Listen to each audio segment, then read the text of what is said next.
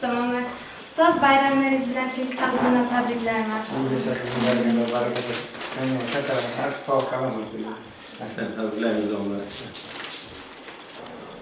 O'qituvchi va murabbiylar kuni arafasida ajoyib bir ustoz bilan Urgut tumanidagi 4-son politexnikumining tilshunos o'qituvchisi Bahodir aka To'yshiyev bilan suhbatlashib turibmiz.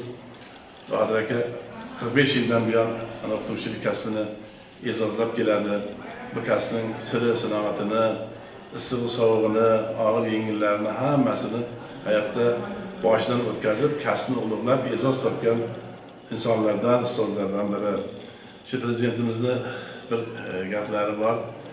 O'qituvchini hurmat qilmaganni men ham hurmat qilmayman deb ta'kidlaganlar. Albatta, o'qituvchi bugun jamiyatimizning eng ulug', eng buyuk, hurmatga sazovor kishilardan biri.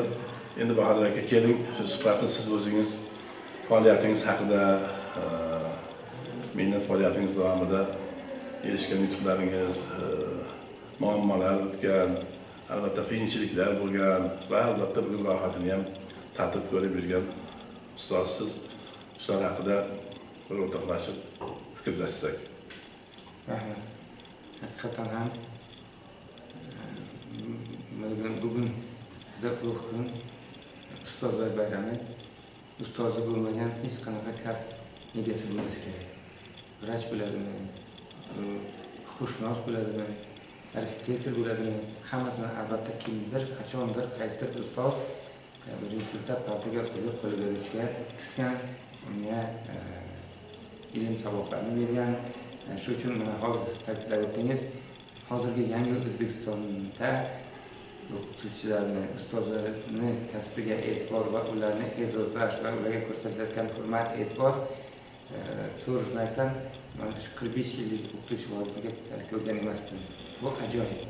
Chunki o'qituvchilar mana prezidentimizni shaxsan o'zlarini qarorlari bilan har qanaqa jismoniy yumushlarga ularni noqonuniy jalb qilish yoki bo'lmasa paxta hasharlariga o'qituvchilarni jalb qilish yoki boshqa holatlardan xolis bo'ldi. Lekin shunaqa davrlar bo'lgan edi. O'qituvchini obro'yi tushib ketayotgan edi. Mana bu hozirgi paytda o'qituvchilarning iqtisodiy jihatdan ham ularning maoshini oshirib, ularga qator imkoniyatlar berib. Men bitta narsani aytib o'tmoqchiman.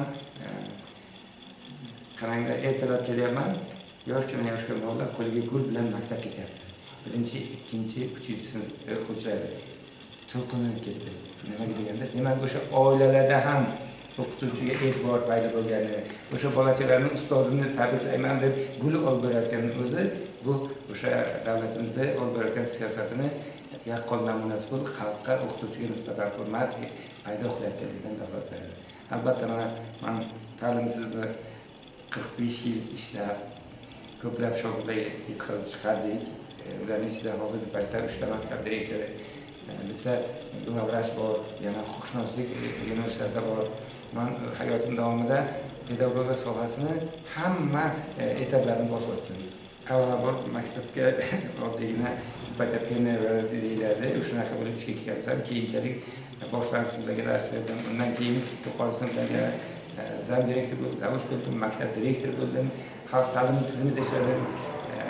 Keyinchalik mana 16-15 yildan beri mana bu avval kollej deyiladi, keyin maktab bo'ldi. Hozirgi paytda prezidentimiz yanada bu bizning ishxonamizni obro'yini ko'targan holatda politexnikum tizimiga o'tkazdilar. Bundan quvonaman.